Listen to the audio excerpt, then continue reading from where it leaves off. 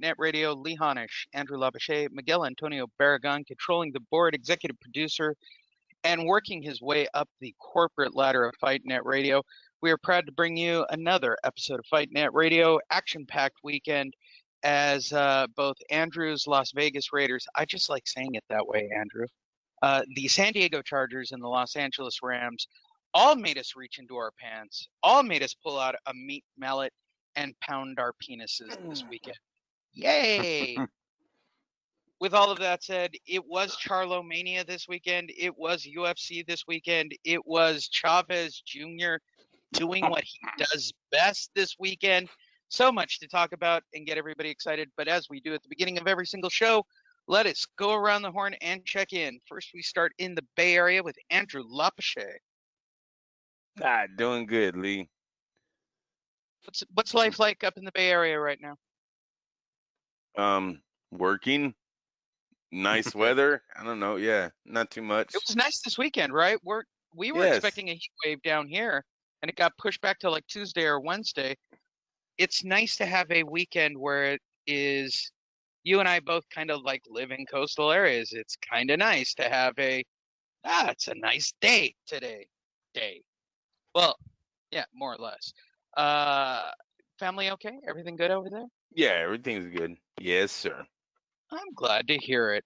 We turn now to the hottest place on planet outside of Death Valley, Las Vegas, Nevada. Miguel Antonio Barragan, follow him at Fight Fiend Migs. Miggy, how's Vegas? Well, finally cooling down. And when I say cooling down, I mean like mid-90s. So it's starting to feel a little bit more like fall. The only reason I even step out of my house is to go grab the mail. But other than that, I don't really feel the heat too much just because I'm always inside. But the few times I do step outside and open my garage, it's still fucking hot. There you go. Quickly for everybody, we'll catch you up on the UFC as we do for those that are kind of partially interested in it.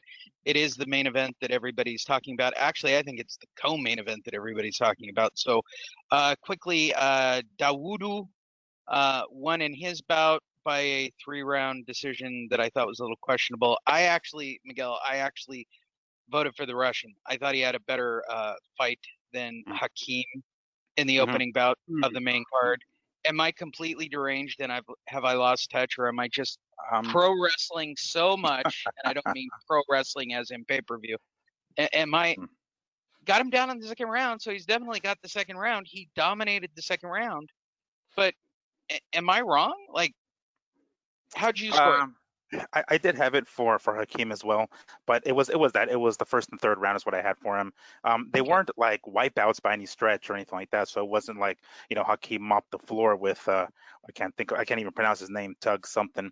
But no, I think the right guy won the decision, and at the very end, ultimately, as long as the right guy gets the nod, I'm good with that. Ketleen Vieira won in her by a 3-round decision, and fun fact, Ketleen Vieira made more than Clarissa Shields in her last fight. Moving forward, Brandon Royval won by submission round 2. Then we get to the first really interesting fight of the evening. Dominic Reyes took on Jan Blachowicz.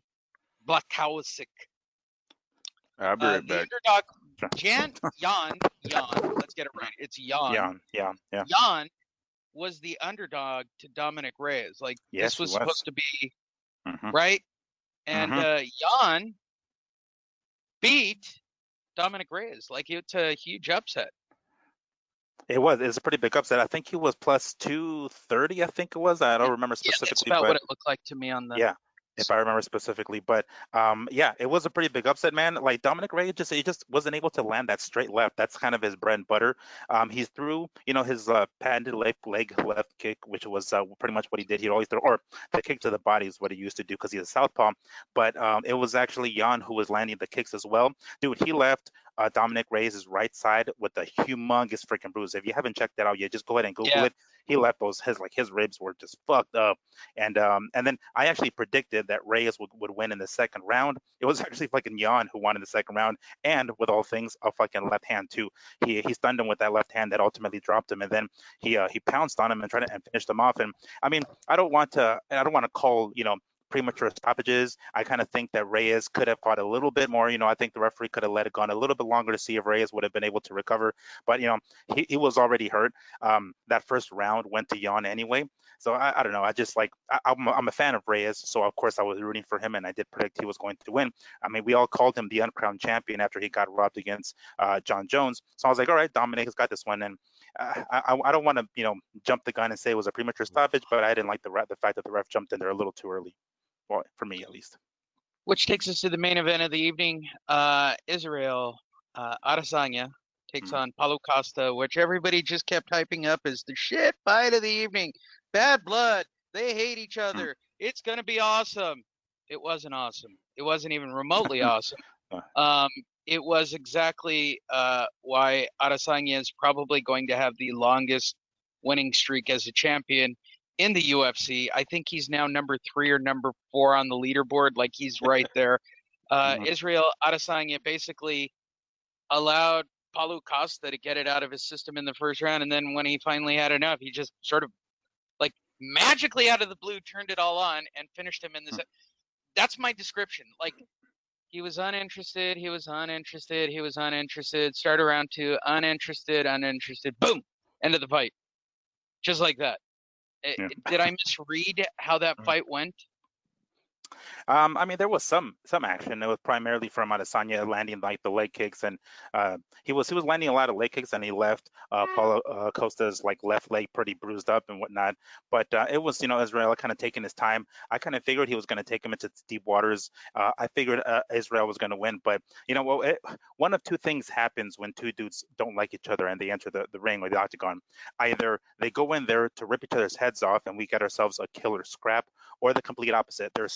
They hate each other so much that they would hate to lose to one another, so they don't risk jack shit. And it's a boring ass fucking scrap, which sometimes that happens.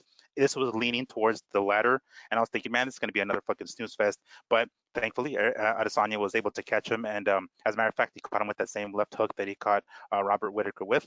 And funny, there was actually a little bit of controversy regarding Israel, if you haven't already read, regarding his right pec. So his right pec looked a little weird, almost as if he has gynecomastia, aka bitch tits, which generally comes from exogenous testosterone, or people think he's on the juice, basically. People are starting to find out my secret about my pointy nipples. Why are you outing me on the show? Yeah, so people are talking about it. People are saying like, no, it's this, no, it's that, no, it's that. So that's kind of the hot topic right now is, what's going on with that right tit of his, which I think he was asked during the post-fight press conference, and he kind of dodged the question. So yeah, that's right now big news out of the UFC. Maybe that happens. Maybe that happens when you let the opponent dry hump you in front of everybody. Yeah. Well, there's that as well. That as well. There you go. There's your UFC update, which now takes us to CharlloMania. Now, yeah, all right. We have to talk about it. And I'm going to rewind the clock a little bit because this story came out midweek and I couldn't even pass it up. Jose Suleiman says CharlloMania like Don King area. Wow. I'm going to read this story from Fight News. As always, we have been pulling our news from Fight News for our long past friend, Flat Top. And, keep him in your thoughts and prayers and vote for him to go into the Boxing Hall of Fame. He deserves it. WBC president earlier this week before the fight happened, because I know how the card turned out. WBC president Mauricio Suleiman was excited about the card that's taking place on Saturday. Here's his quotes. "It's a situation that has not been experienced in boxing for a long time." Well, he was wrong there. As of today, many promoters are focused on the main fight only, which they were here. Okay, so that's strike 2 in this conversation. See, I just know the outcome, so I can go back and shit talk his quotes from the week. However, the night vividly reminds us of the Don King era. Wrong again. At least Don King packed it with, championship fighters towards the end.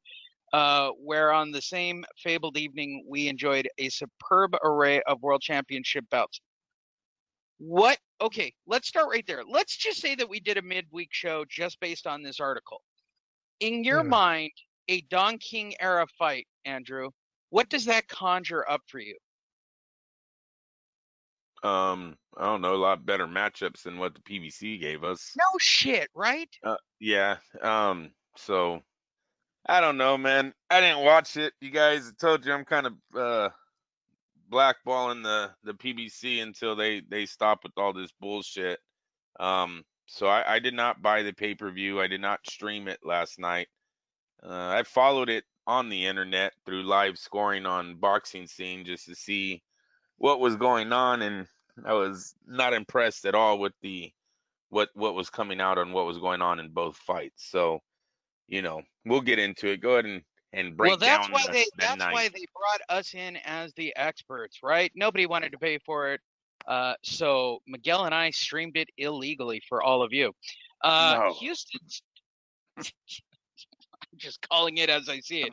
Miguel turned me onto a new site, and it's actually the commentary of the dude who was streaming it was funnier than the actual commentary. Houston Charlie Twins made a successful pay-per-view debut on Saturday in a historic night of boxing as Jermell Charlo unified the WBC, WBA, and IBF 154-pound title with a spectacular, that's an understatement, 8th round knockout of Jason Rosario in the main event of part 2 of the first ever pay-per-view doubleheader live on Showtime pay-per-view. Let's stop right there and discuss this as a pay-per-view.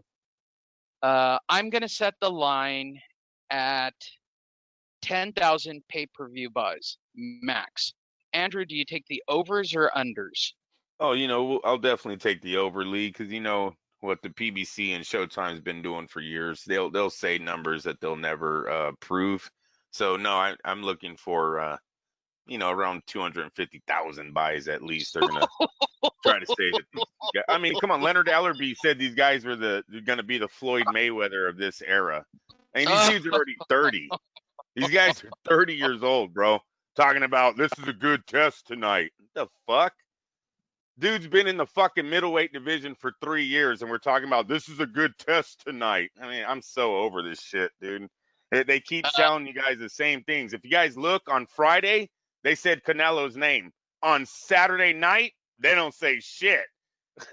Dead serious. It's every time. Before the fight, they all want to fight everyone. They're throwing names out there because us boxing fans will start sharing this shit. Start talking about, oh yeah, I wonder if they would match up them with Triple G and Canelo. Saturday night, what do you guys hear? Click in right now. Who did Charlo call out? Who did both of them call out after the win? Fucking crickets, man. Over that shit. I agree. I turn to you, Miguel. Overs, unders at 10,000 pay-per-view buys. I'm going to say over as well, but I'm not going to be as optimistic as Andrew. I'm going to say 75,000 buys. I'll say it won't even get to 100K. I don't think so. I didn't say that's what it was going to do. I was going to say that's what they say. They just won't prove it. No. It's just so hey, trust me. Believe hilarious. this. Believe this. Hold on. Nobody talked about on the show, Andrew. Joining us on the show right now is the Steven Espinosa calculator. 10,000 pay-per-view buys times 75,000, 7.5 million pay-per-view buys. Andrew, I hear you. No, major success. Major success. It's the biggest Showtime pay-per-view in history at 7.5 million pay-per-view buys. Jermell's 30-year-old twin brother Jermall Charlo defended his WBC middleweight world title for the third time and proved to 6-0 at 160 pound with a skilled and disciplined. This is a press release. Workmanlike would be the word I'd use. Unanimous decision over Sergey Derevyanchenko in the first main event of the unprecedented night of boxing that included 5 world title bouts that lasted more than 6.5 hours with a 31-minute intermission. Stated Espinosa, and it was needed because otherwise the production crew and on-air talent would have had to have worked 8 hours straight. Well, there's a big hi hardy to everybody who works an 8-hour day. No sport does that. Camera people, technical personnel, they can't even take a bathroom break. I mean, we're on air. Thanks, Steve. Glad to hear that the guys who are working for the first time in forever. And We they both probably came. They were both in the same venue. This shit didn't. yeah They just didn't want to say one was the co-main event. Was this all this was about? yeah basically Right? Because they're in the Yeah, same venue. try to So make the it seem guy like who it was two went different first. cards. Yeah. Yeah, so the guy who went first, you weren't the main event, dude. You're the co-main event. But you're whatever. the co-main event. Yeah, I agree. We'll Yeah, and they even had like if you I know Andrew you didn't watch it, but check this out. They made it like as if it was two completely different cards. They aired a few fights, then they aired the first Charlo in the middle of the card as if it was the main event, and then they started a new broadcast, and then that's the way it looked. So it's like they had a Charlo like the actual like the middleweight Charlo in like the middle of the card, and then the other one at the very end as if it was like two separate cards. I was like, what the fuck? They really really went out of their way to make it look like it was two separate cards. I literally thought it was, Miguel. I thought they were doing two separate cards at two separate venues. When I see they're both at the same place, all hugging after the fight. Hey, bro, what do you kept saying? Yeah. Hey, shoot him. Hey, yo, just want you to shoot him. Just keep shooting them. Like, wait a minute. They're in the same fucking building. What do you mean split cards? What? I hope Jermel went to bed happy last night knowing that he did his first main event, even though he didn't do a main event. Whatever. There. I wonder if they talked Miguel, after and said, "Hey, which card do you think was better?" yeah. Oh no, of course. Which part do you think more people watched? You were clicking back and forth like me. What did you think of it, Miguel? Well, I mean, the ones that I paid attention to were, of course, the main events. I did kind of catch a little bit of the undercards. Yeah, I did kind of, caught a little bit of the undercard, but I mean, they weren't terrible fights. Again, they were not pay-per-view caliber by any stretch, but I mean, they weren't terrible. I did like. I always get their first name mixed up, so I'm just going to call him the middleweight Charlo against Derevyanchenko. He did stun Derevyanchenko a couple of times where he buckled his knees, and that was pretty impressive. He has been knocked down. Like I say, he hasn't been knocked down before, but he did his thing. It was very workmanlike. He went out there and he handled his business, and against someone who we were expecting to give him a little bit more of a test. And Derevyanchenko did his part. He was trying to land the shots, and he didn't really do that well inside, which we were. I mean, he didn't do that well to get inside, I should say, to be able to land some of his own shots, because that was kind of his thing, being inside, because it was pretty obvious that Charlo had a little bit of a speed advantage. So, but that card was, or at least that fight was fun. I didn't mind that one.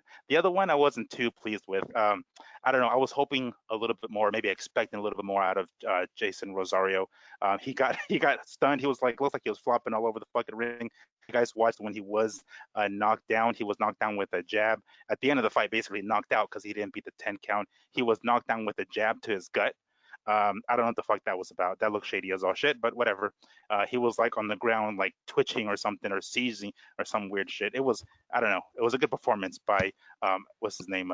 Jason Rosario. And I'm talking about like a theatrical performance.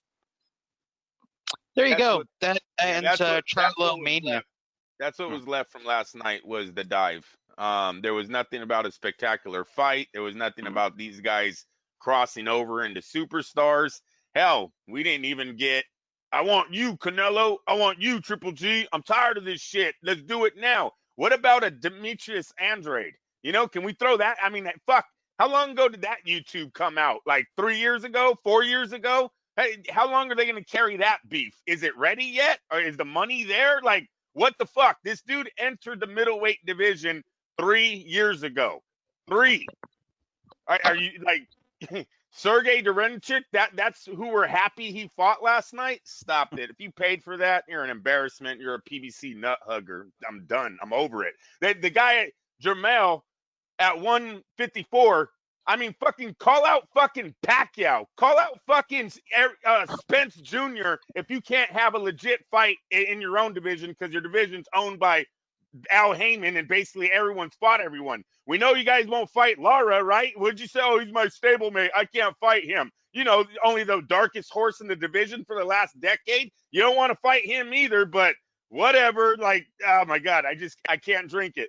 I can't drink it. I'm done with the PBC. Last night, it played out exactly how I thought it would play out. Another PBC card. Another, who do you want to see him fight now? Oh, I really like to see Eric Lubin. Eric fucking Lubin. Are you serious? It's all over the news, too. Lubin's calling him out. He's calling out Lubin, blah, blah, blah. It's Miguel, you're currently watching a WWE pay-per-view. Pretty much the same thing with BBC from your perspective? No, more entertaining over here. More at the WWE card. That's Yeah, they make substantially their more matches entertaining. more entertaining. Yes, Yeah, more I would agree. entertaining. Yes, because it's Yeah. openly scripted, and they can make them. They script them just like a friggin' movie. It's a roller coaster of emotions, and that's how they make it seem. So much more entertaining over here. Not so entertaining over with the Charlos. Still not pay-per-view stars. So I mean, I'm hoping they don't try to pull that shit off again and try to put them on pay-per-view, whether it's a twin bill or not. I mean, who's going to buy that shit? I really want to know what those numbers are. If there's a way for us to legitimately find out what they are, because I want to see. I mean, I don't want to see them fail per se, but I mean, they're not going to call out anybody in their own divisions. Like, what the hell are we paying for? I always say you can go off of social media. And what I seen last night on social media was there was really no talk about this fight when it started while it was happening. It was the end, and it was the knockdown, the knockout of Jason Rosario that caught fire on the web.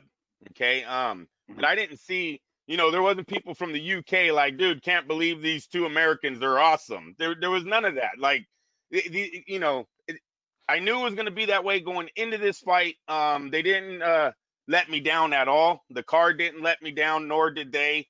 I seen a lot of knockouts. So they said it was on for 6 hours, but how much of that was fucking people talking because the fights were ending fast? Because it kept seeming like showing knockouts coming out. Showtime did a real good job of keep putting the results on the internet pretty fast that they were happening. So yeah, it's just we'll see where it goes, but it's not going to go anywhere. It hasn't went anywhere for years. I mean, dude, I was all into the Charlo brothers when they first came out. I even stopped with the whole lion shit because these two kind of killed it. They're not fucking lions. Then nothing they're doing is about fucking being the king of the pride. No, you're not. If you look at how they talk, they get hella mad when you question them on their opposition. They start with the whole, oh, if you ain't in the ring doing it, you shouldn't be talking about it. You wouldn't say that to my face. If you ever look at their interviews on this shit, that's all they do is get really aggressive whenever a reporter brings up the fact that they ain't fucking fought anybody, yet they act like they're, Jamal, is that the one of middleweight? He said he's great because he knows it. It's in his head that he's great. He don't need people to tell him that he's great. I mean, that's fine that you think that way, but don't expect my $70. Don't expect me to put my time in. I mean, there's guys right now that are like, Triple G has what? 38 wins. Saul Alvarez has 53 wins, 53-1, 40-1. Demetrius Andrade, 29-0. Jaime Mungai, 35-0. Yeah, I'm supposed to give you credit for fighting someone who is 13-2. The fuck out of here. Dude, now you're wasting my time. And they even had an intermission too. Like, they had intermission in between the two cards to separate them. It was just like them talking. I was like, okay, I'm just gonna mute it and then turn over to the UFC card. But they even had an intermission. Like, I mean, what do they need the intermission for? It's not like fans are in the crowd and then we're just gonna go out and have a snack and come back. Go to the bathroom and get a snack, or go to the bathroom, right? Yeah, I literally thought it was two venues, you guys. It's so fucking stupid how this was sold. Two venues. It was not two venues. They're in the same fucking venue. That means Jamal was the fucking co-main event. Stop it right now. Once we get to Andrew, I wonder if they started like getting fucking crying over this shit. I was not his co-main event. I had my own card. Andrew, in memoriam, I guess memoriam, since you're still alive.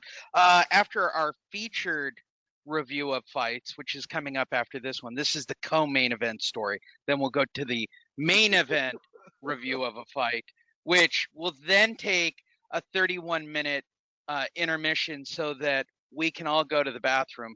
In fact, I'm tempted to just walk to the bathroom and put that on audio so that the people listening to this, who theoretically could just push pause and then fast forward, because I was told basically by our producer, nobody listens to your stupid intro anyway. Why is it there? We just push fast forward. Cool. In memorial of CharlloMania, maybe I should just walk down, go to the bathroom, get a good solid flush in, so everybody has a moment, because nobody could push pause and let the thing play. Oh, fuck. Stupid. This is our co-featured review from the past week of the early card. This is still the early card, everyone. The WBA IBF Unified Super Lightweight Championship between Josh Taylor, as he destroyed mandatory challenger Aspirin-KongdongMania in the first round Saturday night in London, England.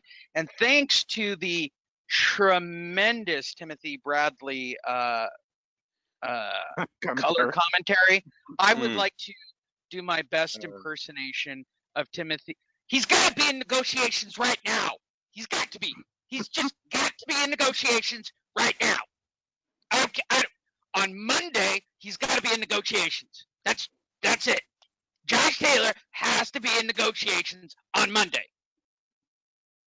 Did you guys hear him sing "Bad Boys, Bad Boys"? What you gonna do? What you gonna do when the Charlos come for you? Yes, Did anyone catch that one by Timothy fucking Bradley last night? You know, Bob Aaron was like, "What the fuck did he just say?" Yeah, exactly. I didn't think about that. Fucking Bob being like in his ear, like Vince McMahon and the commentators over here, be like, "What the fuck? Shut the fuck up! What the fuck?" Cut him off. Yeah. Hey, on his breakdown, Is he smoking crack in his house? I got one guy on coke. Now I got one on crack. Jesus, this telecast is going to hell. you sound just. Why do I think you sound just like Bob? And I know you don't. Damn you, Lee! You took over his voice. Jesus, where's my soup? His breakdown. I watched the fight. Oh, like Andrew literally alerted us at 5:30 via sad. text. Turn it on, turn it on. All right, so I was like coming out of Target, and I'm literally hustling. I'm in walking distance to my Target, so I'm putting it on my phone, and I'm like trying to move the little pointer thing around on my ESPN Plus app, and I'm like, wait a minute, how did this fight end so fast? Like it just started, and I'm like I couldn't even like take the little arrow thing on my phone and get it to the right time. I actually had to sit through Timothy Bradley's tirade of they gotta be in before the fight, gotta be in negotiation. The minute the fight was over, they gotta be in negotiation. Like that was his big thing. Like this will be a good test, but he's gotta be in negotiations. Like those were the only words he knew. Apparently Bob was punching them. Well, Lee, when they asked him to break down, Kongdong went down like a Kongdong. So I'll start with you, Andrew. You were the one who was all over this saying goodbye, Thailand. Wait, I want to read these texts because Andrew was just losing his mind over Kongdong. Wait, I wasn't. It was a very fast fight, Lee. Can't be losing my mind that much. It was one punch. Okay, hold on. Taylor versus Thailand. Wow, that's from Andrew. Mixed response. The undercard was meh. I'm hoping for a good scrape here. And then Andrew writes back, Thailand loses by KO. I don't think the entire country of Thailand and all its girly boys or whatever they call them, and nor its sex trade or its illegal worker trade of sexual workers was affected by the loss of Kongdong. With that said, the fact that before they started this fight, the other announcer who Bob found, I guess, for the evening because the real guys were too expensive, kept going on about Sor Rungvisai. He wants to join names like Sor Rungvisai. Like they named every Thai fighter that ever lived before the fight to make this sound like a real fight. I don't know what Bob paid to put this on ESPN Plus. Better gave that guy $2. The fuck? Oh my God. For those of you, go watch it on your ESPN Plus app. I'm sure they've cut it up to the actual fight. It's a round and a half. The fight ends with a liver shot that they literally had to find the angle on. And part of me was like debating, listen, you go down in the second round. Did you see the way De La Hoya did it in that stupid fight with Bernard Hopkins? That's what I want. Not hitting the mat. No, I don't want you to hit the mat. I just open up and just let him hit you and then fucking go down. I mean, yeah, I get it. You're probably tougher than Oscar, but, so he had to put on that bullshit routine of, I didn't see it coming. Okay, I don't want that for you. Just take it and lay there like a piece of slab-ass meat.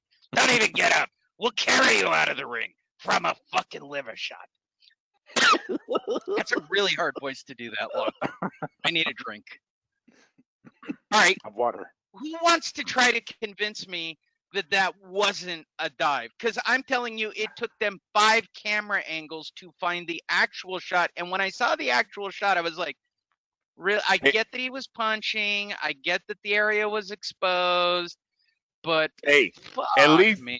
At least the announcer didn't say that punch looked blocked like they did in the Rosario Charlo. And that jab to the belly, the announcers literally say the punch looked like it was blocked. Let's give Taylor at least that credit that it was a clean shot directly to the midsection. Yeah, and it hit skin. Hashtag MPK for life. As far as I can tell, Charlo's jab kind of slid down to like the belt area. Yes. So it hit the protection, the cup. It pretty much looked like it hit the cup with the Charlo fight I'm talking about. At least Taylor landed on skin. Yeah. And I wonder has anyone asked Rosario? I don't know Rosario, never talked to him. I don't know if he knows English, if he doesn't. Has anyone asked him, was he trying to fake a low blow on that moment and it all went bad for him? Don't know. But he was hopping on the ground. I mean, like, it's a universal thing, even if it doesn't speak English, like pointing to your dick. You're like, oh, he hit me low. Like, I'm pretty sure. Well, he was kind of holding down there, wasn't he? I could have swore he's holding down there when he's gasping for air or fucking kicking his legs. I'm going to have to see it again. I don't know. Yeah. Yes. So we'll check that out. But I would like to ask him that. If he was more hurt to the belly or hurt to what he was trying to act like his nutsack. Listen, these guys have to be in negotiation on Monday morning. They have to be. They have to be. They literally have to be. Or my head is going to explode before I talk to Bob again. When they asked Timothy Bradley to break down the future Taylor Ramirez fight, he said, well, one guy does the things good that the other guy doesn't do, and the other guy does things good that the other guy doesn't do. Swear to God, that came out of his mouth for the breakdown. Okay. Winging it. At that moment, I started thinking, has Andre Ward, is he holding out of the contract with ESPN?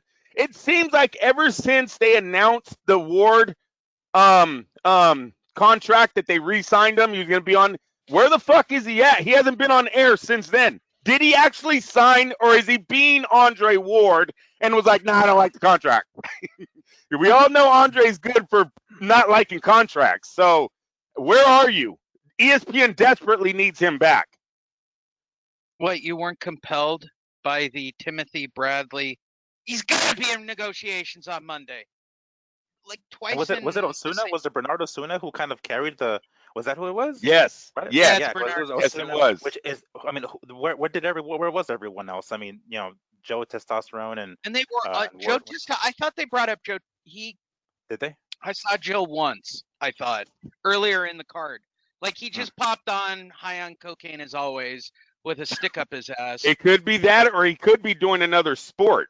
There's a lot of sports going on right now. I want to say he does football too, doesn't he? I hope not. He does something else. Yeah, I don't. I believe he does football. Like fucking. He does cocaine. Like Warrior Ninjas or some shit like that. Like he does one of those weird shows or something. College football starting, the playoff.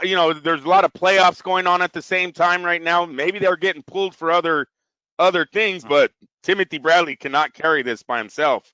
Like me, he has a hard time pronouncing things on air all the fucking time, like all the time. One time it was Ramirez's fucking name, like he couldn't even say Ramirez. I thought he was having a stroke on fucking air. What the hell did he say? And nobody helped him. You notice how no one corrected him? They just let him sink. They're like, let him sink. He wants to go to the PBC. Just let him go. Just bad boys. Oh my God. What the fuck are you doing? Which takes us to our featured bout of the first half of our doubleheader card. The review you've all been waiting for if you're a regular Fight Net Radio listener. If you're a first time, I would recommend that you fast forward past me going to the bathroom, and just jump straight to the news section, because I guarantee that this isn't going to go well. That takes us to our featured fight review of the first half. That's right. Julio Cesar Chavez Sr. took on Jorge Arce early in the evening to a review of Who Cares? And that takes us to the main event of the evening. Julio Cesar Chavez Jr. loses in the featured bout at a weight he picked where they held the gun to the challenger's head to basically take the weight to an actual punch that actually split him open, and then literally within the first 3 hours went on Instagram high on God knows what to put out a video saying, if I had known that, they were going to stop the fight, I would have kept fighting. Bitch, please. All right, let's get to it. Yes, you're right. After his upset defeat at the hands of Mario Cazares, Julio Cesar Chavez Jr. expressed his thoughts on the outcome of his fight. I was doing well, said Chavez Jr. No, you weren't, or the scorecards would have reflected it, asshole. Mario Cazares is fast, but he was leading with his head. Okay, he was winning on the scorecards. He was winning on the scorecards on a fight that the Chavezes put on in a place where they could fix the fight. Like, is anybody actually grasping how fucking crazy Chavez Jr. is for disputing anything that went on? Like, you picked the weight, you picked the opponent, you held the gun to the opponent's head, then you put it where you want it. You're the promoter of the event. You're in control of the scorecards in probably one of the seediest backroom deals of all time, and you still couldn't get the fucking decision? Are you shitting me? This has literally got to be the lowest His point. dad was sitting ringside too. His dad's sitting ringside. Yeah. Right. His dad has got his head in his hands. Like, his dad couldn't fix the fucking fight, and it was Senior's fight. It was Senior's choice of officials. The thing was set up. It, like, literally, I want to say this to all the fans of boxing. This is literally, hey, my cousin Ernie's going to fight. Okay? And I'm going to pick the venue. I'm going to pick the weight. I'm going to pick the opponent. The opponent might not like the weight. I'm going to make the opponent take the weight. Then I'm going to push it back because my son isn't making that fucking weight.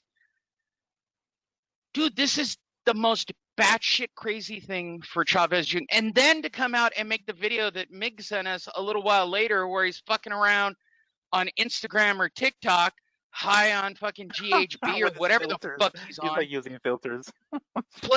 Using filters. I would have kept going.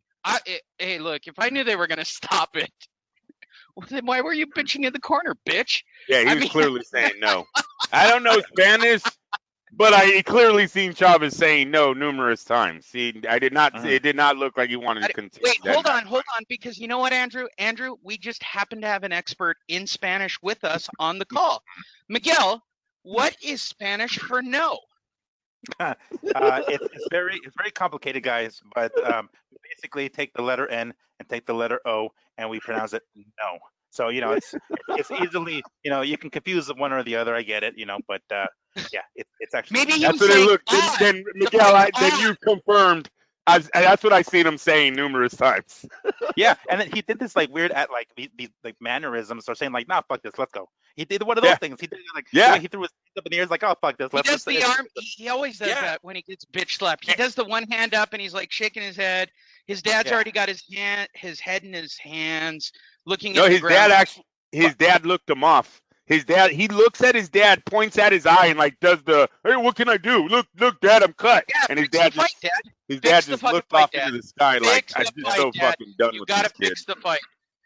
Jesus. And you know what? They showed the same freaking angle. Different angles of that punch that opened the cut. Like, for starters, that cut was like a clean fucking slit. When you clash heads with somebody, it's a very violent clash, and the cut ends up looking pretty fucking gory. Like, that cut was not gory. Yes, it was, in a bad spot, but it was like a clean slit, which happens from a punch. And they showed the replay like 3 or 4 times from different angles, and they're like, okay, and here comes the headbutt. but then it never came. It's like, oh wait, is this the one show? Like there was a fucking headbutt. Like where the hell? Yeah, that's And that what video that I sent you guys is basically him saying like, if I knew they were gonna go to the scorecards, I would have kept going because he was anticipating they were gonna disqualify Cazares because he says the No, they referees were looking for a technical draw or a yeah, right. or That's what they were DQ or looking something. for. Jeez. Yeah, I don't Right. even know if Chavez Jr. I don't know if Chavez Jr. knew they were keeping score. Yeah, I mean, he was at his dad's event, you guys. It's his dad's function. Like, I'm sure he thought he was ahead by 3 points when the fight started. That's what this was about. And on top of everything, wasn't Cazares like wasn't it a point deducted from his score from the low blows or something Yes. like that? On top of Yes, that, it and was. Yes. somehow he was still ahead because of fucking Chavez's inactivity and the fucking even with the point deduction, he still won on points. Jesus Christ. That's so true. I Oh, forgot about okay. the point deduction. And he was doing a lot of that. Chavez is doing a lot of looking at the ref like, hey, just hit me. What the fuck? Yeah. Yeah, right. He's not supposed to hit me. I'm sure that was in the contract. I'm quite positive that this wasn't a real boxing match. Dad said, make weight. You're going to be the main event. I thought it was funny that they actually sent out a press release. That was weird. Somebody just walked in and just said something to me. I don't know what that important was about. It was very weird. So Senior during the week actually had a press release go out that made the wire of, I want to make it clear to everybody, I'm not the main event. My son is the main event. Kudos, Dad. Kudos. He wasn't yet again. He topped everything he's done previously. This is better than the meltdown in LA. This is better than all the losses combined. This is literally short of him taking a swing at his dad, which was what I was kind of hoping for after the fight. This is what I've been waiting for, except he didn't have a nervous breakdown. He just did lots of drugs, allegedly, and made more Instagram videos of looking like an asshole after the fight. Does he think he has a following on social media? So as long as he's just a fucking puppet playing with filters on Instagram, everything's cool? Like, I'm constantly amazed at what goes through his mind.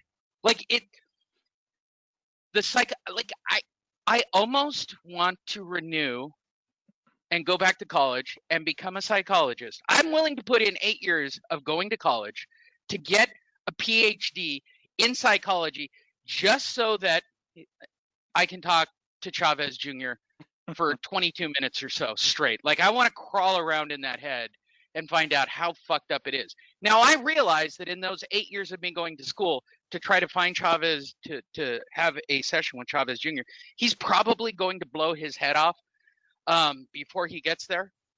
Because at this point, that's the only thing left for him is the story of how he's hanging from a fucking rope or he was found dead, naked in a dumpster. Like, he's literally taking the cake for all crazy boxing ever. Like, how do you lose a fight that's that fixed? Like, I can't even wrap my brain. And then still bitch about it afterwards. On top of that, still bitch about it afterwards. Really, yeah, he said he wants a rematch. Dude, this is Felix Strum size fix. I mean, this is like blatantly happening in front of your face. And even those judges were like, what do you want us to do? Like, there's literally no way to fix this fight. You just sort of sprung it on us. We were scoring it for real. Like, can he needs to do his part at least? Like, my dad tells me this like funny joke, right? It's always like, you know, this soccer game is going on, and one soccer team getting their ass beat, and the soccer team that's losing goes up to the ref. Is like, dude, come on, help us out a little bit, you know, call a penalty or something, right? And the ref is like, dude, can you get to half of the fucking court at least? You know, can you get halfway? Can you do your part at least? I'll try to help you out. Like, seriously, they're doing everything they can to help him out, and he ain't doing jack shit on his end. It's like, nah. He started mailing in a few years ago. He realized that his name made him $1 million, so he would just show up to the fight, throw a few punches, take a loss, and go home. This is his second time he's quit back-to-back fights. This is his fourth defeat in his career. I don't think Chavez even gets affected by this anymore. He's going to be more affected. I think your big meltdown will come the day nobody's interested in him anymore and he can't make any money and it all starts falling apart. That's when you look for Chavez to write an all-tell book about, you know, his dad whooping his ass when he was young, or, abusing his mom. He'll throw his dad and mom's relationship probably under the Oh bus for yeah. another dollar when this is Heck all yeah. said and done. Mhm. So that's what we're looking for. But as far as him being affected, I mean, last night he quit with this, like Miguel said, he just kind of walked to the corner and he was out. He checked out. He was not going to bleed for no. I don't even know what he made last night. If he made anything, I got to give it to Chavez Senior. A lot of sponsors, right? They had casinos Mhm. sponsoring. They had freaking Dazen was a part of that show. Like somebody made money last night. I don't know if it was Chavez Jr., but yeah, somebody made money last night. So it's when are we done with him? Do we even want to see this rematch? Yeah, I would like to know if Chavez Senior has any part in Casades's future. Is he a manager? Is he a promoter to him? I didn't see anything else with in Casades's corner that wouldn't say that he wasn't, because it's just weird that he did lose that fight in his dad's building. I mean, let me be honest. If they would have called Chavez Jr. the winner last night, I wouldn't be here like, oh my God, it's such bullshit. He lost that fight. I wouldn't. It was kind of Casares threw a lot of punches, didn't really affect Chavez. Chavez walked through everything, was trying to land his power. That's really all he goes for now is power shots. Mhm. So it was kind of weird that he lost the fight in his dad's building, unless his dad has interest or an investment in fucking Yeah. Casares himself too. Sacrificing his kid to make a Yeah, star hey, with why Casares. not? Hey, Yeah. it's not like his son's doing anything for him Right. anymore, Right. right? Yeah. Yeah. He, Yeah. he's on drugs. We all, allegedly, it looks like the kid's always high on something. He wears high heels now in his videos. Yeah. He had that. Yeah. I'm sure Chavez Senior wasn't happy about that TikTok. Um, he's got 4 defeats. The other kid's undefeated. Like, Yeah. hey, He's dragging the last name through the freaking dirt, basically, at this point. yes, yes. That is I completely correct.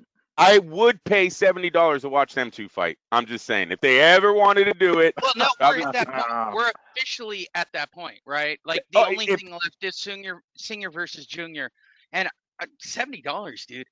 I'd go a couple bills on that one. I mean, I'm going to the fight, and I hope it's like at a dog yeah. track in TJ where they got the big block of ice up at the Oh. top, right, where you could still smoke in the building. Like I really want it to be down and dirty. Yeah. And there'll be like a 4-part 24/7 to it and talk about their history. Oh shit. Yeah. Great. A father trying to seek his son's approval. A son trying to seek his father's approval. Yes. They will meet in a clash of Chavezes. Ooh, I like it. Clash of Chavezes. That's good. I like it. Clash of Chavezes. It kind of rolls off the tip of your tongue. Clash of Chavezes. That takes us to the end of the first half of our double header of whatever we want to call this. What do we want to call the first half? The I don't know, listen, intermission I won't card. I won't lie. I was a little happy. Me and my son got to watch. I would say sons, but Giovanni's really not into boxing still, like me and like Junior is. Junior will still pay attention. It was cool. You got to see his dad's childhood star, right? So that was pretty cool. I didn't. Yeah. Chavez did look kind of old, man. They were doing 2-minute rounds. I Oh don't know if yeah. you guys knew that, but they were 2-minute rounds, and my guy was fading fast. Yeah. He was leaning Oh on yeah. the ropes, Yeah. gasping Oh for yeah. He air. totally does. But it was pretty entertaining though. There was a few Yes, times where like after the fight, after the bell, I mean, they were still throwing down. I was like, oh shit. All right. Well, that was pretty. Yeah. they kept I was. fighting. They Yeah. kept fighting after the bell rang. Yeah. I was like, all right, that works for me. Shit. That was better than the damn main The, event. That's for damn sure. Well, it's the nice ref. that they had to pretend one of the fights was real. I mean, the whole evening was made up. Like they were standing around backstage trying to figure out the scripting for the evening. And it was completely sideways on multiple levels. I mean, they needed something, for God's sakes. I mean, it's complete chaos. It's a cluster. It's literally the biggest clusterfuck in boxing that evening. How does it get screwed up that bad, for God's sake? Like, I I don't still know. keep going back to it. How did they mess that up? It's shocking, actually. Any final words on the fight itself? Anyone? Chavez is probably in a state. Chavez Jr. right now is in a state of his life that you probably can't rely on him too much. And if that's what his father was doing, relying on his son to make that night, an event or a real boxing match, that's where he went wrong. Because Chavez Jr. hasn't been right for a while. That's why I keep leaning towards. I want to know more about the Casares kid, where he's going, who's working behind him. Because Chavez Jr. might have stepped in some shit he didn't even see coming, but it would have been, easy to point out if I knew that Chavez Sr. does have an investment in Casares. Because, like I said, the young man is undefeated, and he just beat an ex-world champion now. It's a pretty big name over there in Mexico, right? Everyone probably heard about that fight, heard about the results. So we'll see where he goes from here. He took the power. Casares took the power of Chavez, was able to take the pressure. So we'll see where he goes from here. Might be a rematch between them two and Arce Chavez Sr. 4. Ooh, Arce Chavez 4. I like the way that sounds off the back of the tongue. Plus the rematch of Chavez Jr. What weight class do we want to do at this time? Cruiserweight? What's left for him? I mean, he's definitely not training for the rematch. He's just He's not training at all. He didn't train for this fight. Rounds. Jeez. He lost to a guy with 0 skill level. Wow, motorcycle went by. Walked outside for a minute to see if it was still daylight. He lost to a guy with 0 skill level. I don't even know where to go on the whole scale of how bad this fight was. But in the history of boxing, this fight somehow makes me just as happy as the De La Hoya Strum fight. It's right there. We'll be talking about this one for generations. No doubt about it. Miguel, final thoughts? Well, the Arce and Chavez Sr. fight was a lot more entertaining. I didn't catch it like on the night it happened. I think it was on a Friday or something. So I caught the replay of it. I found it somewhere on YouTube with Spanish commentary, and it was funny hearing the commentators try to make it seem like Chavez was actually winning. It was pretty pathetic, but I mean, it was well, I mean, what else can I say about it? It wasn't exactly what we like representing boxing. Sheesh. Yeah, really never has been. Yeah. Joining us on the line from heaven is Harold Letterman. Harold, how'd you have the fight scored? I don't know what fight you're watching, Jim. I scored the Chavez versus whatever the fuck his name is, 127-14. I mean, Chavez didn't even throw a punch, for God's sakes. I think he's got a great chance against Clarissa Shields in a rematch, and he should look into fighting Holly Holm. Back to you, Jim. Oh boy. Thank you. I'll be here all week. Tip your waitress. Try the veal. That's the end of the first half of this show. Hey, you can take an intermission right now if you were. Jesus Christ, CharlloMania. This is FightNet Radio Mania. A mania. It's now time for news. We'll rip through these. Give you guys. Yes, I knew that the Chavez thing by itself was going to be 20 minutes of airtime. Let's get to it. We started all off with Shannon Briggs. I know what you're thinking. What? Shannon Briggs? That's right. Former heavyweight champion Shannon the Cannon Briggs is again making it clear that he wants a fight between Mike Tyson and himself.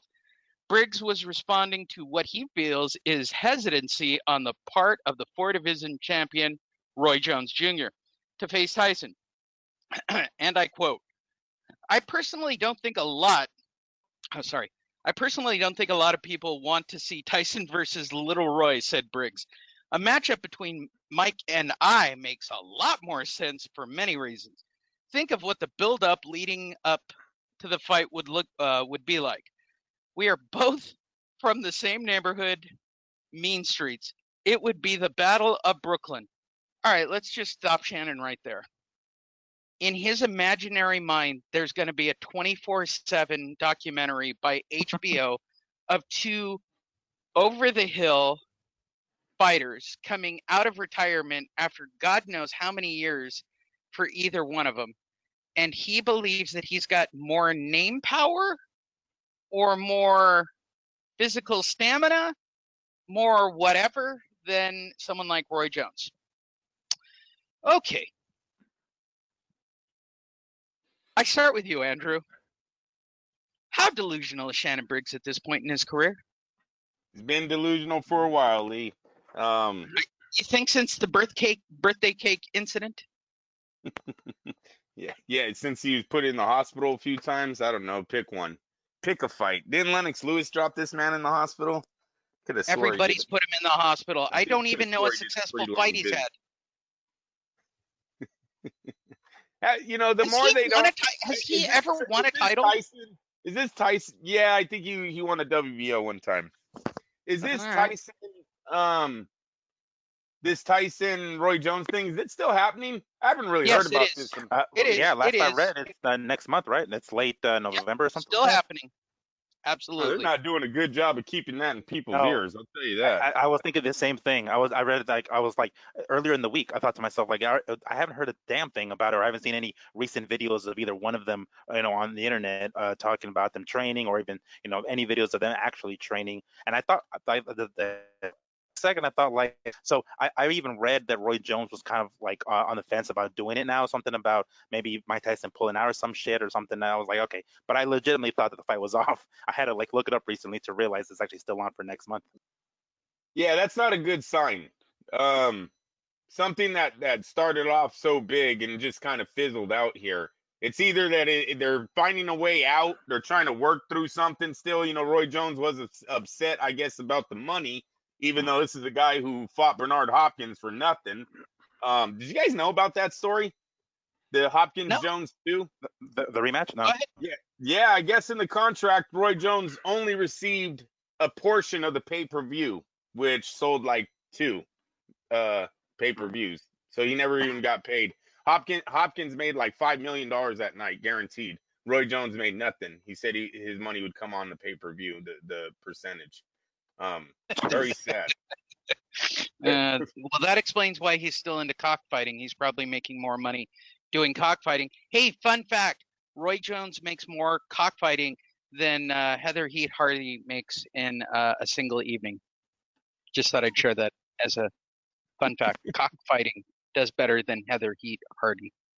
Let's move forward with the boxing news. I know it's a marathon show. It is Fight Net Radio Mania. Let's talk about this one. You guys will like this. The Canelo Yildirim fight that we're just clamoring to see, all of us. The WBC is officially confirming the postponement of the purse offer ceremony for Saul Canelo Alvarez versus Avni Yildirim. Yeah, I know you guys are all saying, whoa, Avni, he's getting screwed by all the legal shit that's going on, and the purse bids, poor guy.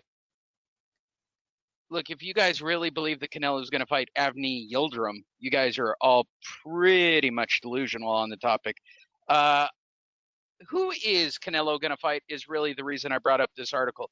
Because clearly he's got somebody else in his mind, and it's not Avni Yildirim, which is just part of the ongoing lawsuit and circus that surrounds DAZN, Golden Boy, and Oscar, and Canelo. Who do you think he's really going to fight? I start with you, Miguel. Man. Well, I mean, I kind of figured that this lawsuit outside of the, this lawsuit is going to keep him out of the ring for the rest of the year. So I don't anticipate him fighting this year at all. We're going to most likely see him, I think, early next year, until the things get settled at least, which could be even longer. But I kind of suspect, I feel like this fight is actually going to go down with this dude, which name I can't even pronounce. I do think that fight's going to go down, honestly, and I think Canelo's still going to demand his 20, whatever most recent agreement they came to, 20 million per fight or some shit like that. Is that what this is all about? He wants 20 million to fight Avni Yildirim? Well, Lee, he's got to make something. He has a contract that says he's supposed to make 32 million every fight, or 35 million every fight. Yeah, 35, I think it was. Yeah. So and they weren't trying to do that. So I think he's agreed on 20. So I think that's a number for him that he's okay with. And I suspect this fight is going to go down anyway, whether the WBC sanctions it or not. But I'm pretty sure that's he's this dude, whose name I can't pronounce, is going to get the next crack at Canelo. There you go, Andrew. What do you think? Well, like he just said, there was negotiations that took place. They said it was about 10 hours long. DAZN, De La Hoya, and Canelo stood in the room to try to bang out some kind of new contract under this COVID. And The agreement seems that he's going to get paid 20-something million now. So he's giving Dazin a little bit of a break while still robbing the bank, fighting potentially his mandatory. I don't, why not? If you're going to make 20 million, he needs a warm-up fight anyway. It's not like he's going to come off of this layoff and take on Triple G or someone like that. So it's a title defense. He'll get a nice fee for it, and we'll move forward. Now, the problem is for Dazin is where they're going to get the money from. They've got to make sure that this fight sells on DAZN or Dazn. Fuck, which one is it? DAZN, right? Yeah, DAZN. DAZN, yeah. They got to make sure that this thing sells to make $20 million plus dollars back. They will not have an audience still, as we've learned this week. It seems like the UK is going back into a shutdown. So with that happening, and I don't know if it's, the shutdown like where all businesses are closed, but from what I'm hearing, sports is closed again. There's no fans going to be in attendance, and that's why Bob Arum has already released Josh Taylor and Ramirez is off the table until next year. They can't put these fights together without an audience. I don't think boxing fans realized, or they're starting to realize how much the live gate actually pays these fighters. It really helps out. Based on the success of CharlloMania, I mean, seriously, we just need to put these fights on pay-per-view and do 6.5-hour fight cards of completely underwhelming boxing, and it'll all work out. That could happen. Did I say it with enough sarcasm? Well, but you might be onto something there. It was Eddie Hearn that came out earlier this year and said, they might have to look at pay-per-view to move forward, even with their platform that was sold on the fact that they said never again will there be a pay-per-view. So that's just where we're at right now. We need somebody, and not the Charlos. I don't believe they're the guys that are going to get Anthony Joshua and Canelo off of their butts to go do this type of a setup. But we need somebody like, that can sell a ticket. I keep saying Manny, even though it looks like Manny's on his way somewhere else. Cover that in don't run the featured story. We need somebody to let the promoters and the investors know that it can work. I do think there's a platform in boxing for pay-per-view because, damn it, we're used to it. We know about pay-per-views already. If you give us the right fight, I swear to God, bro, you put Terrence Crawford versus Spence on the fucking pay-per-view, people are going to buy it. That will be sold. Everyone will make money. The fighters will be happy. There's some fights that work. I just think everyone's nervous to commit to paying someone millions of dollars and then it not going through and you not having it in the bank. There you go. We turn now to the heavyweight division. Alexander Usyk will finally be facing Derek Chisora on October 31st, live on Sky Sports Boxing and DAZN, after their original May 23rd date was postponed due to the pandemic. We've covered this in depth. Alexander Usyk has to fight a real heavyweight. This is the first real heavyweight. It's going to be fought in England. Derek Chisora seems to think that that's going to give him an advantage. The only question I have is Alexander Usyk going to become a boxer, which we've seen him do at the cruiserweight division to capture the Cruiserweight Super 6 series. By the way, for those of you who want to know why I'm on the nutsack of Alexander Usyk, he's only 17-0 with 13 KOs. The last 7 fights were all championship caliber fights that unified the title, which makes him the most awesome fighter ever in the cruiserweight division. Now going to the heavyweight division, his first fight is against Derek Chisora. Will Chisora make Alexander Usyk? I start with you, Miguel. Well, I mean, Chisora is definitely a legitimate heavyweight. So, the fact that Usyk is, a naturally smaller guy, he's going to have to use his boxing here. I don't think it's going to be a smart idea to try to match power with power. So I think they're playing it safe with going with Chisora here. Chisora's got 9 losses on his record. So, I mean, they're not going up against the top guy yet, but they're trying to feel him out against a bigger, more natural heavyweight. I still see Usyk, taking Chisora to school here, but it's going to be boxing. Like, he's not going to be able to stand and trade with him or even think, because I mean, as of right now, we don't even know if Usyk can take a heavyweight punch yet. So I think this is what they're aiming for. They're trying to figure out with this fight with Chisora. So they're kind of playing it safe to some extent with going with somebody like Chisora, but at the same time trying to test Usyk out and seeing how he'll do with the legitimate heavyweight. Because I mean, at the top of the heap at heavyweight, we got some fucking monsters. AJ and Fury and fucking Wilder. Those guys are huge. So any of those guys land on Usyk, who the fuck knows? It should be lights out for Usyk. So this is a good test. I'm down for it. Miguel, Andrew. Got confused by myself. Andrew. Yeah, I mean, just piggyback off what he said. It's a legit heavyweight as far as testing the chin, testing the power. If Usyk can take a blow by these big men, but 9 losses, stopped 3 times. I mean, it's not gonna, let's not pull out balloons if the guy does win. So he's still fighting a gatekeeper in the division. I think this is really just a test on the power. We turn now to DAZN. Jaime Munguia will take on, I want to get his name correct because it'll be one of the few times we talk about him, Torino Johnson. Go ahead. Yeah, from Fantasy Springs Resort. Yeah, that's right. Oscar's going to put Jaime Munguia back in the ring, 35-0, 28 KOs. He will defend his WBO Intercontinental Middleweight belt against Torino Johnson in a 12-round battle royal on Friday, October 30th from Fantasy Springs Resort that will be streamed exclusively on DAZN. Now, for those of you wondering, does any of that mean anything other than Jaime Munguia knocking him out in the first round? You would be correct. That's pretty much the outcome of this fight, and that's not the point of the discussion. The point of the discussion goes like this. Who does Jaime Munguia have to fight, or who can Oscar make to fight Munguia to establish Jaime Munguia as an established middleweight? I start with you, Miguel. Well, it's going to have to be against another name, of course. We don't. There was a time where was it? I think Triple G was fighting this one dude. I forgot who the fuck it was, but they were like, for whatever reason, that fight was going to fall through when they were actually thinking about putting Munguia in there, but they didn't want to because Munguia was too green at the time. He's going to have to face a name next time because these guys here. I mean, what was the last guy, like Hogan, that Hogan dude that he got that he screwed over? Like, these guys that he's fighting, Munguia's a big motherfucker. Like, he's a pretty big dude. Like, he was big at 154 and he's pretty big at 160. So I think it's time for him to really step up in the name department. I don't know if a champion should be next for him or after this fight here, like a legitimate champion, a legitimate title holder.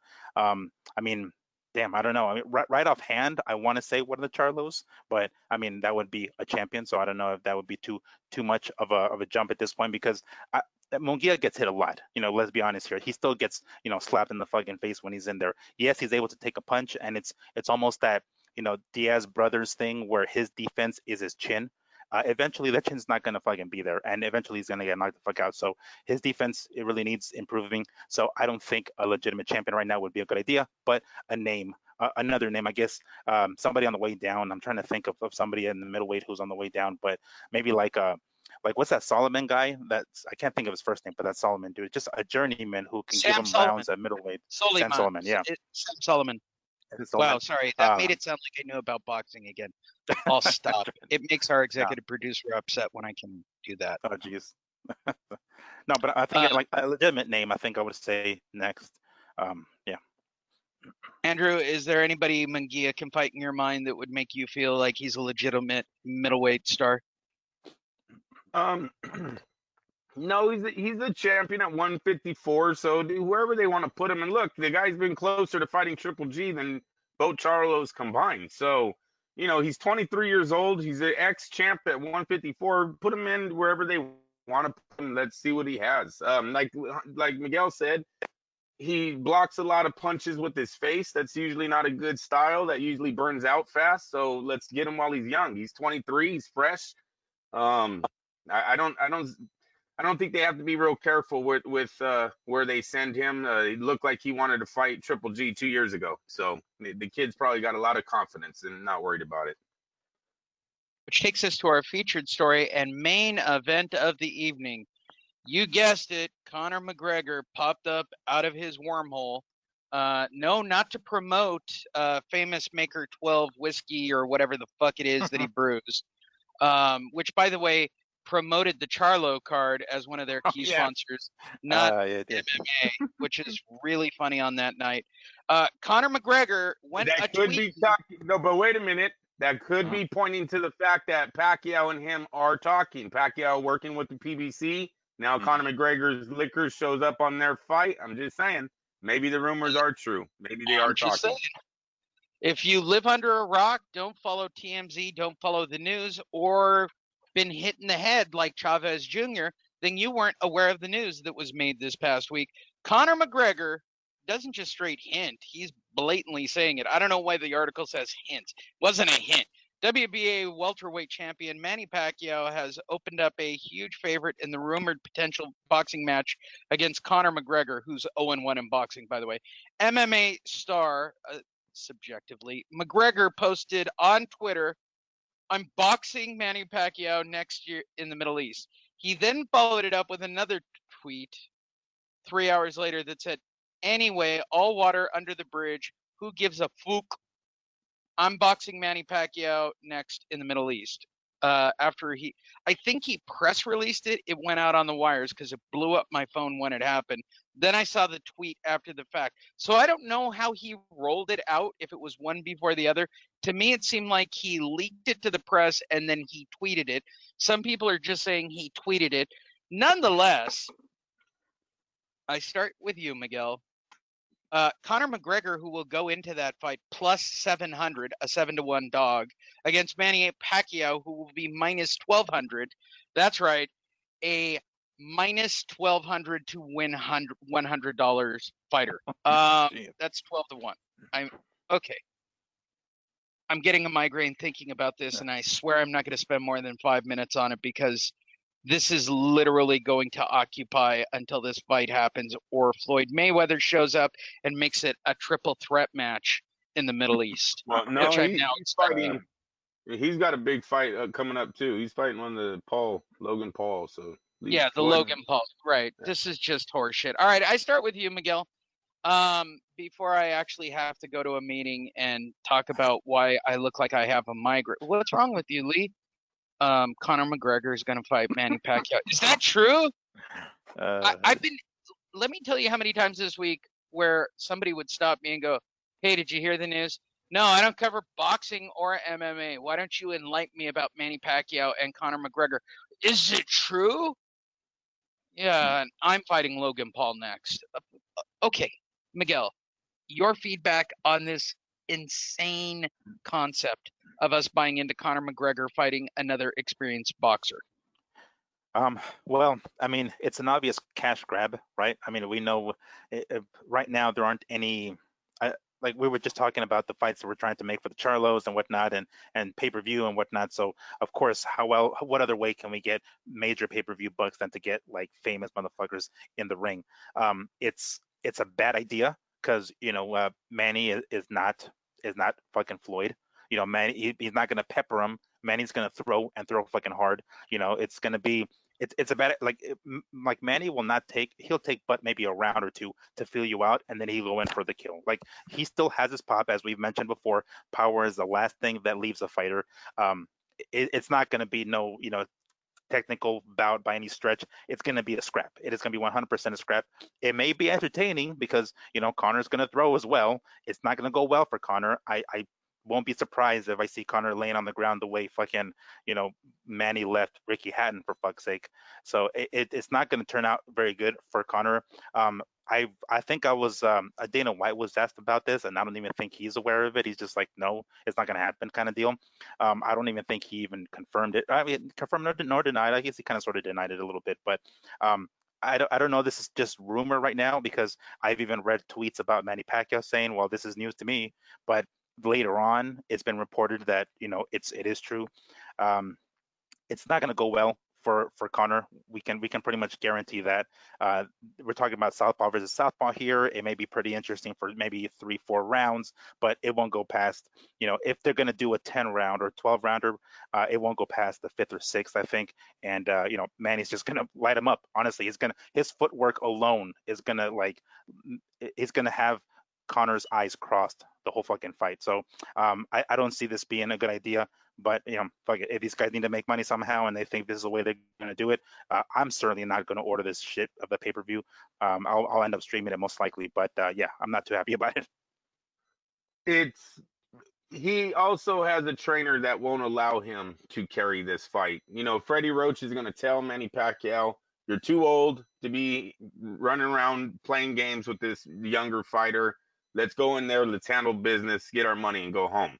And that's what's gonna happen. Pacquiao is not Mayweather. He's not looking at the spread. He's not looking at gambling, going, where should I put my $5 million on? What round? So yeah, this is a money grab for Pacquiao. This is kind of those checks Manny was looking for from Bob Arum and PBC that he's just not getting. Instead, they want him to fight all of their young guys. They're trying to use him as a stepping stone, and him and Freddie Roach have been pushing back on that a whole lot. So where does it go from here? I won't be watching, just like I didn't watch. Well, I streamed the Mayweather one, but I guess I didn't watch it because when I watched the replay, the fight wasn't as close as I thought it was, even when Floyd was supposedly just going through the motions, which he was. Don't get it twisted. It's just he was still slapping the shit out of Conor McGregor, even when he was trying to carry the damn fight. So yeah, I don't no interest in this. Like I said, once we stop buying into these, just like you stop buying into the PBC bullshit, maybe then it will go away. But until then, we can sit here and talk about the what ifs all while they go and take our money. I mean, seriously, we're going to do it in the Middle East so Manny Pacquiao can do steroids. He's going to be all juiced up and really big. And they have the money, though, Lee. They have the money. Yeah. I'm not mad about it going to Dubai because we know those guys, they like spending their money. I mean, fuck, you hear about all the crazy shit out there. So I'm not mad about them going out there and getting paid. It's the fact that, Manny has a lot more he could be doing for the sport of boxing here than putting us through this circus act. And then another thing too, what weight division is it going to be at? Because Conor McGregor has fought as heavy as 170, but he's fought it because Manny, I guess over there Manny can bulk up to 154, on beyond the juice, I guess up there. Because he's not going to go down any lower. Conor's not going to go down any lower than that 155 mark. When was the last time Manny ever fought that heavy? Look for Freddie Roach to be all over that. Maybe they have a weight limit with a clause in there that he can't gain so much pounds the night before, right? And Conor will do it because he needs the money. We all know he's making more money. Lee can go with. Sorry to interrupt you. There you go. Just breaking news came in right now. Chavez Sr. will be promoting this event, and they have set well, I was going to say 60 maximum weight limit, or the fight will not happen. Yeah. Conor's going to be making more money than most male athletes that night, boxers that night. So certainly more than Clarissa Shields and Heather Heat Hardy combined. Yeah. So I'm sure he's willing to bow down to whatever Roach and Manny come up with. And on the flip side, the Dana White factor, I don't see it happening because Dana White owns a contract over Conor McGregor. I don't know how politics works outside of maybe he can break the contract because he's going to Dubai and Dubai don't really give a shit. They might throw their hands up at Dana White like it's not our business. But Conor would probably get sued his ass off if he ever came back to the States, is what I'm guessing. There would be some kind of legal action Dana White and the UFC would have ready if he was to ever come back and try to do anything in the States. So Conor, and I think that's what the fuck it was about, or fuck it, however he put it. I really do think. Dana. Yeah, I really think his lawyer, his PR, somebody probably got a hold of Conor. What the fuck are you putting a tweet out like this for? You're still under contract with the UFC, blah, blah, blah. You know, Dana White did the same thing to Roy Jones and the Brazilian, who's the Brazilian they said was the all-time greatest? Silva? Anderson Silva, Silva, yeah. Anderson. So he put a stop to that fight many times, even though Silva begged to get a $5 million paycheck. Dana White just never let him do it.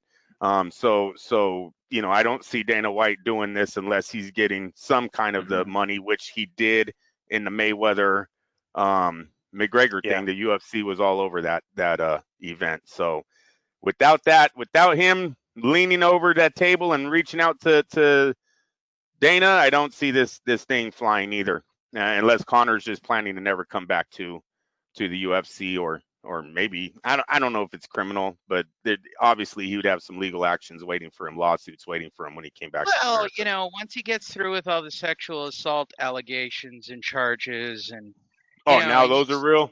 Those are real now. Those are real now, especially when he's getting ready to fight and have when he was the UFC king. No, those were all just fucking fake. Fuck Dana. Yeah. Fuck Dana. That'll do it for this week's Fight Net Radio. Check out Miguel at Fight Fiend Migs on social media, both YouTube and the Instagrams. You can find Andrew and myself on social media as well. He is Andrew Lapache with a P. I'm Lee Honish with an asshole at the end. You can. That was a good joke. That one was a good one that I just slid in there at the very tail end. Check us out. Go to our Facebook page.